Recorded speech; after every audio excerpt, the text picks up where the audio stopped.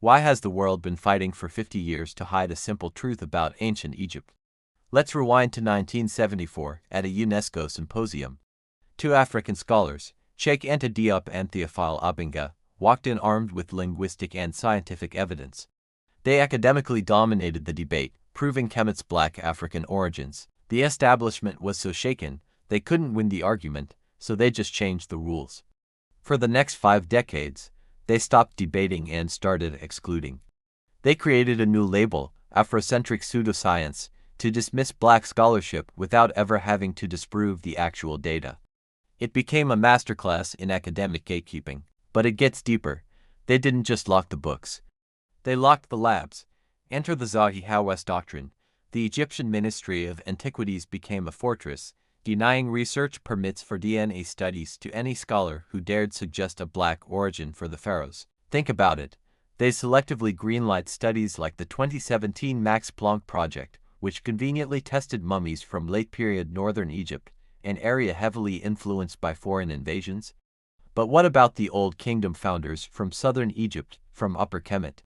Total radio silence. They're deliberately avoiding the source to control the narrative. Then came the grand rebranding. Suddenly, Egypt wasn't in Africa anymore. It was in the Middle East. This wasn't just geography, it was a calculated cultural severing. The goal was to disconnect Egypt from its continental roots, making it seem absurd for scholars from, say, Nigeria or Senegal to claim a connection to a civilization on their own continent.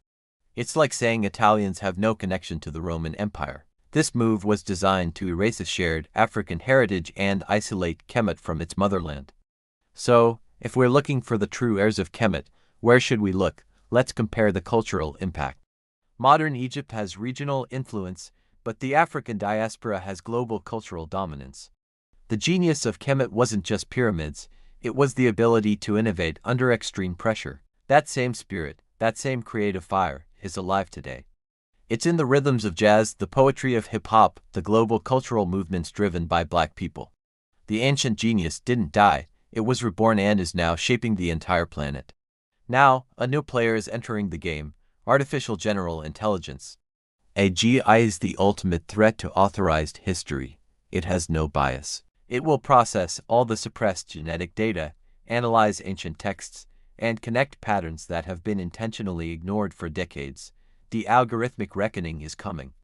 It will reveal what the gatekeepers tried to hide, that the true heir to Kemet is not determined by geography, but by the one who carries the cultural and biological rhythm of its founders.